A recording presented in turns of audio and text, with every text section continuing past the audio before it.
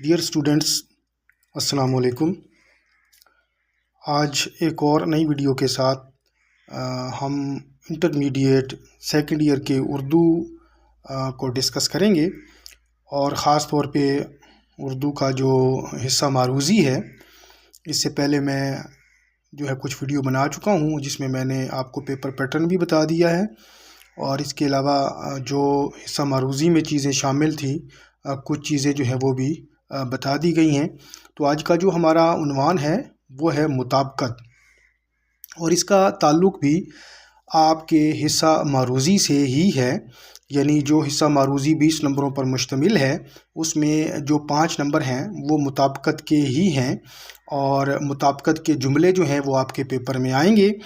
وہ کس طریقے سے آئیں گے اور مطابقت کے جملوں میں ہم نے کن چیزوں کو مد نظر رکھنا ہے، یہ ساری چیزیں وہ اس ویڈیو میں آپ کو وہ بتائی جائیں گی۔ تو ویڈیو کو غور سے دیکھیے گا اور غور سے اس کو سنیے گا۔ تو چلیے ویڈیو کو سٹارٹ کرتے ہیں اور دیکھتے ہیں۔ سب سے پہلی چیز جو ہمارے نظر آ رہی ہے، ہماری اسکرین پر نظر آ رہی ہے، وہ ہے مطابقت، اور ہم دیکھیں گے کہ مطابقت کی تعریف کیا ہے۔ مطابقت کا مطلب ہے برابر کرنا یا موافق کرنا، یعنی ایک جیسا کرنا۔ اب اس کی ہم پراپر تعریف دیکھتے ہیں کہ اس سے مراد وہ اصول ہیں جن کی روح سے فعل اپنے فاعل اور مفعول سے مطابقت، یعنی اور اس کے علاوہ جملے میں موجود صفت اپنے موصوف سے، اور اضافت وہ مضاف سے مطابقت کرتی ہے۔ یعنی کوئی بھی جملہ ہو تو اس میں جو فعل، فاعل اور مفعول ہیں وہ بھی ہوتے ہیں، اور اس کے علاوہ اس جملے میں بعض اوقات وہ صفت بھی موجود ہوتی ہے، اور جس کی تعریف بیان کی جاتی ہے وہ موصوف ہوتا ہے۔ اسی طرح اضافت اور مضاف وہ بھی جملے کے اندر موجود ہوتا ہے۔ تو یعنی اس میں اصل چیز جو وہ بتا رہا ہے وہ یہ ہے کہ فعل وہ جملے میں آنے والے جو فاعل ہوگا، مفعول ہوگا، صفت ہوگی یا اضافت ہوگی، اس کے مطابق وہ آئے گا۔ تو مزید کچھ جملے ہیں جو کہ آپ کو اسکرین پر نظر آ رہے ہیں۔ تو یہ چیز اس سے وہ آپ کی کیا کہتے ہیں کہ آپ کے ذہن میں جو ایک خلش باقی ہے اس کو یہ جملے ختم کر دیں گے۔ تو ذرا دیکھیے گا کہ پہلا جملہ ہے کہ امجد کی مونچھوں کا رنگ بھورا ہے۔ پھر دوسرا جملہ ہے کہ امجد کی مونچھوں کی رنگت بھوری ہے۔ پھر تیسرا جملہ ہے کہ امجد کی مونچھیں بھوری ہیں۔ اب تینوں جملوں میں بات ایک ہی کی گئی ہے، لیکن اس میں دیکھیں، پہلے جملے میں دیکھیں کہ امجد کی مونچھوں کا رنگ بھورا ہے۔ اب یہاں پر جو بھورا ہے یہ صفت ہے، اور یہاں پر یہ مذکر بھی ہے اور واحد بھی ہے۔ اسی طرح دوسرے جملے میں دیکھیے گا کہ امجد کی مونچھوں کی رنگت بھوری ہے۔ اب یہاں پر جیسے ہی لفظ رنگت آیا ہے تو یہ یہ مؤنث ہے، اور اسی کی مناسبت سے دیکھیں صفت وہ بھی تبدیل ہو چکی ہے، یعنی امجد کی مونچھوں کی رنگت بھوری ہے۔ تو اس سے پہلے والے جملے میں جو رنگ تھا وہ مذکر تھا اور واحد تھا، اسی کی مناسبت سے ہی وہ بھورا وہ صفت بھی آئی ہے۔ اب اسی طرح تیسرا جملہ دیکھیے گا، امجد کی مونچھیں بھوری ہیں۔ اب یہاں پر جمع کا صیغہ بھی آ گیا۔ مونچھیں یہ جمع کا صیغہ ہے، بھوری یہ کیا کہتے ہیں کہ مؤنث کا صیغہ ہے، اور مونچھ بھی وہ بھی مؤنث ہے، اور ہیں یہ جمع کا صیغہ ہے، اور یہاں پر وہ پھر مکمل جملہ بن رہا ہے کہ امجد کی مونچھیں بھوری ہیں۔ تو یہاں یہ 3 جملے رکھنے کا مقصد صرف یہ تھا کہ جملے میں ہم نے یہ دیکھنا ہے کہ فعل وہ اپنے فاعل کے مطابقت کے ساتھ آئے گا، یعنی اگر تو فاعل مذکر ہوگا تو یقینی بات ہے کہ فعل بھی وہ مذکر ہی ہوگا۔ تو اس کے مزید کچھ اصول ہیں جن کو ہم دیکھیں گے۔ آج ہم کچھ اصولوں کو پڑھیں گے۔ سب سے پہلا اصول جو آپ کو اسکرین پر نظر آ رہا ہے وہ یہ ہے، غور سے سنیے گا اور دیکھیے گا کہ جب ایک جملے میں ایک سے زیادہ فاعل یا اسم ہوں تو فعل ترتیب میں آخری فاعل یا اسم کے مذکر یا مؤنث، واحد یا جمع ہونے کے مطابق آتا ہے۔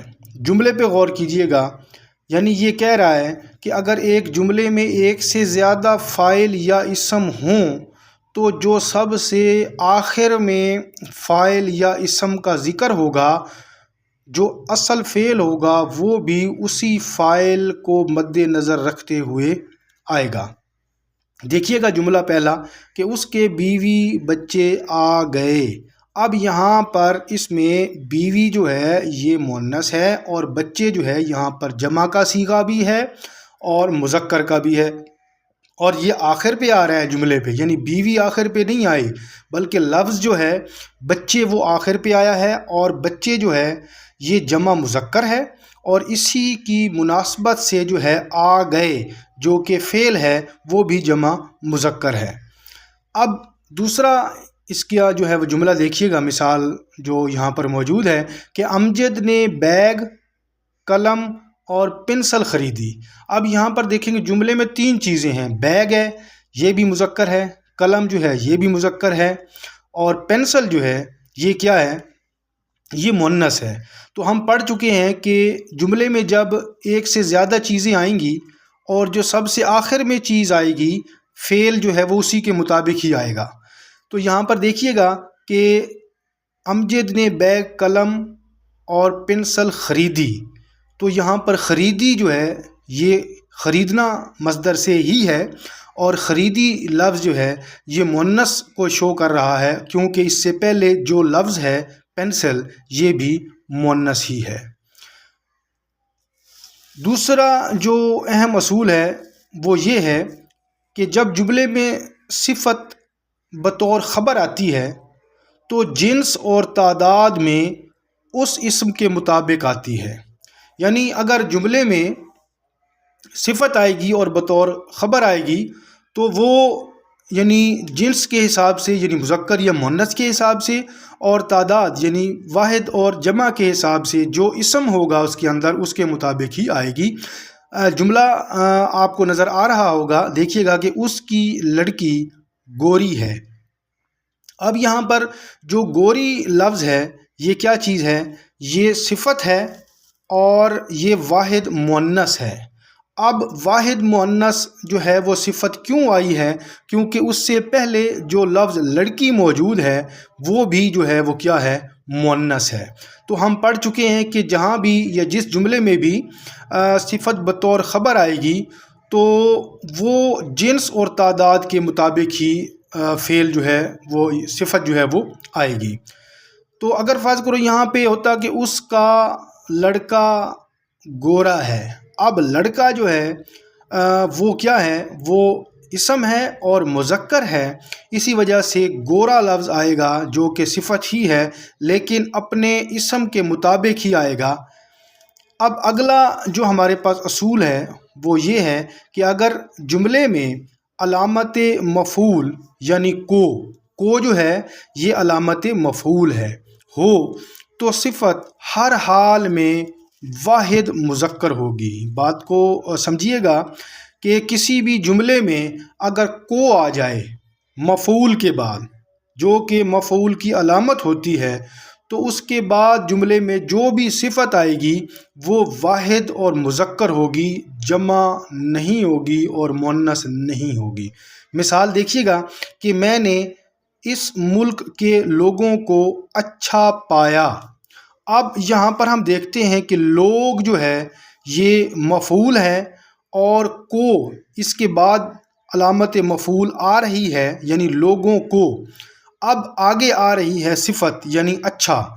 تو اب یہ جو لفظ اچھا ہے یہ آپ کو نظر آ رہا ہوگا کہ یہ واحد ہے، اور اسی کی مناسبت سے ہی جو ہے وہ آگے پھر فعل بھی آیا ہے، اچھا پایا۔ پایا جو ہے یہ فعل ہے اور یہ بھی واحد مذکر ہی آ رہا ہے، یعنی یہ جملہ اس طرح نہیں ہے کہ میں نے اس ملک کے لوگوں کو اچھے پایا، اچھے پائے، تو یہ جملہ جو ہے وہ غلط ہو جائے گا، کیونکہ جہاں بھی علامت مفعول آئے گی تو علامت مفعول کے بعد جب بھی صفت آئے گی تو وہ ہمیشہ واحد مذکر ہوگی۔